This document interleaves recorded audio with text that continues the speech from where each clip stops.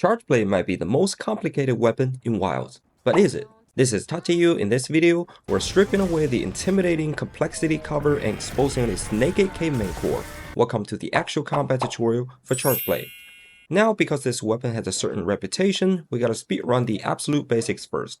Look at the top left corner of your screen. You have 4 icons: a sword, a shield, an axe, and 5 little phials. It looks like a cockpit, but trust me, they're all just battery meters. Here's how you run it. First up, the phials. You hit things with sword or block attacks to build up sword energy. As you gain juice, the outline of your phials turns yellow, then red. If you get greedy, it turns insanely red. That means you'll overheat it and your sword will stubbornly bounce off everything. Don't do that. Load that energy into your phials with a quick manual charge. Yellow gives you 3 phials, red gives you 5. Skills like focus help you charge faster, and low shells let you fill all 5 phials with less juice. And remember, do not try to reload with a dry tank, or you will do this. In Wilds, you can actually double charge your battery. If you store energy into phials that are already completely full, they turn into glowing pineapples. These are overcharged phials. Once you have 5 little pineapples, you are completely maxed out. You can technically keep building energy after this, but it won't give you extra. It just acts as a safety buffer so your sword doesn't overheat. These 5 little tropic fruits are your best friends because they heavily boost your phial burst damage and let you store way more energy into your shield. Which brings us to the axe icon, aka power axe mode. You turn this bad boy on by doing a savage axe slash out of a perfect guard, a focus attack, or winning a clash.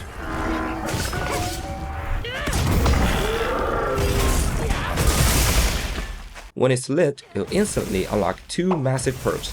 Perk 1, your weapon becomes an actual chainsaw. If you hold down any attack button, the blade will grind inside the monster for massive multi-hits. And here's a fun fact, even holding the guard button triggers the saw. So if you need to adjust your angle mid-shredding, just hold guard. It's a nice little trick. Perk 2, it completely fixes your economy. While the axe icon is glowing, element discharge 1 and 2 cost absolutely 0 phials, and to amp element discharge and follow-ups, those massive AEDs, half price. Power axe mode lasts for 2 minutes flat, and the icon will start panic blinking when you have 10 seconds left. Next is the shield icon, aka charge shield. You get this by dumping your fire energy into the shield, and you have 2 ways to do it. The first one is a brand new shield element boost. After reloading your phials, hold your input button to stick your shield out with a built-in guard point. But beware, this move consumes your fire energy and your sword energy at the same time. The verdict, do not use this unless your sword is completely empty. The second one is the old school classic, triggering an AED or super AED, then cancel it with your guard button to perform an elemental round slash. This gives you a clean guard point at the end and safely funnels only your phials into the shield, leaving your sword energy alone. Just remember, if your super AED came directly from axe mode, you can't cancel it. A charge shield boosts your physical axe damage, your explosive phial burst, and your raw guarding ability. Regular phials give you 25 seconds of shield charge each, but our pineapple phials grants a massive 40 seconds each. The total cap is 200 seconds, and the icon starts blinking when you're down to your last 30 seconds. Finally, the blade icon, aka power sword. This one is simple. Charge your shield first, then perform a condensed element slash. This adds a mini phial burst to every single sword strike, and your sword will never bounce again, even if it's completely overheated. Just keep an eye on your sharpness. Power blade lasts for 45 seconds. Now with all the cockpit talk out of the way, we're gonna dive into actual combat. And here comes the caveman part. There are only 3 things you need to do in actual combat. Do these 3 things right, and you'll find yourself jigsawing monsters on complete autopilot. First thing, battery up. Unlike some high maintenance weapon out there, Chargeblade's buffs last a long time. You will probably only need to recharge 2 or 3 times top to wrap up an entire fight. But as always, simpler is better. Your absolute best move is to charge double slash. Just doing 2 sets of double slash with a shield thrust in between is all it takes. When you're executing the charge double slash, make sure you release the button at the exact right time, or it just turns into a lame-ass rising slash. You can also follow up a double slash with a round slash if you want that cozy guard point frames at the end. When you're in sword mode, rolling to the side after any attack turns into a sidestep. After a sidestep, you can immediately throw out a round slash. In a way, you can just keep looping round slashes and sidesteps to circle around the monster, which might work in some weird specific scenarios, Just be aware, if you're in focus mode, all your side rolls automatically turns into sidestep, so let go of the focus button if you don't want it. Honestly, you can just forget about all the other regular sword moves except for one specific attack, which I'll talk about in a second. Double charge slash, shield thrust, that's all you need. Once you have all your Phials or pineapples charged up, it's time for your power axe and charge shield. There's no strict rule on who comes first, it completely depends on the situation. If you have a good opening after perfect guarding and attack, hit them with a savage axe slash to activate power axe. If you're low on time, just go for an AED and cancel it with elemental round slash to secure your charge shield. Power sword is totally optional, but hey, if the monster gives you a massive window to activate it, who's there to stop you? That's the first thing, battery up. Now for the second thing, guard or dodge. Chargeblade is a pure counter-style roleplay weapon. This is the golden rule of how you play it. You stay in sword mode, you never strike first, and you always wait for the monster to make a move.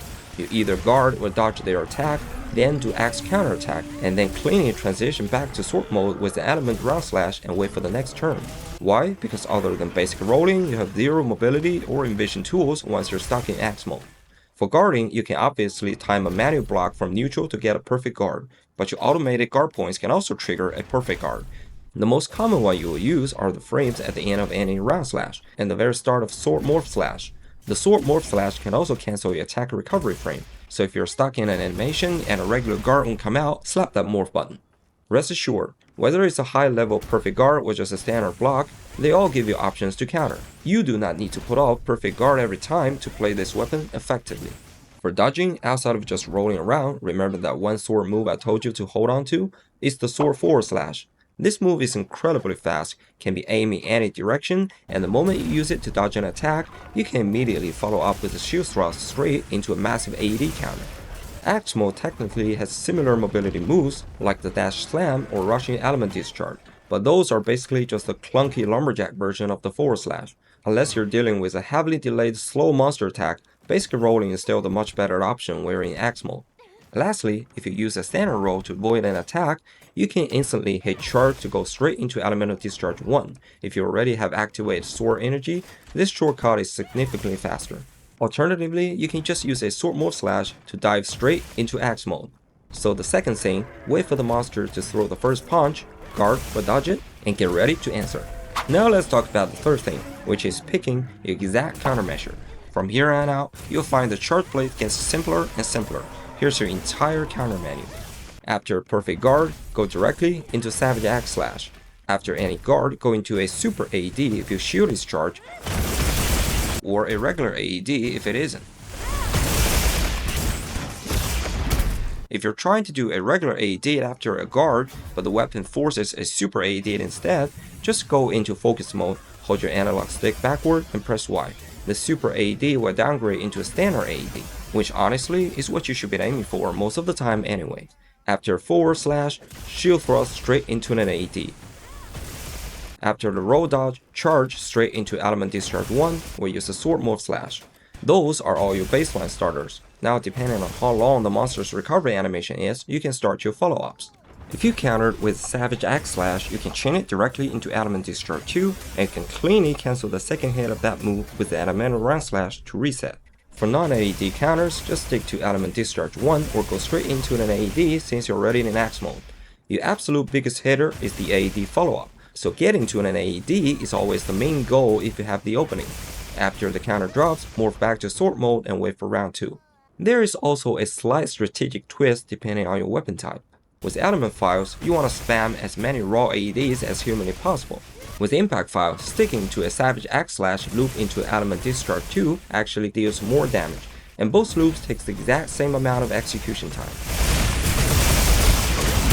If the monster is completely knocked down and helpless on the floor, you have two optimal paths.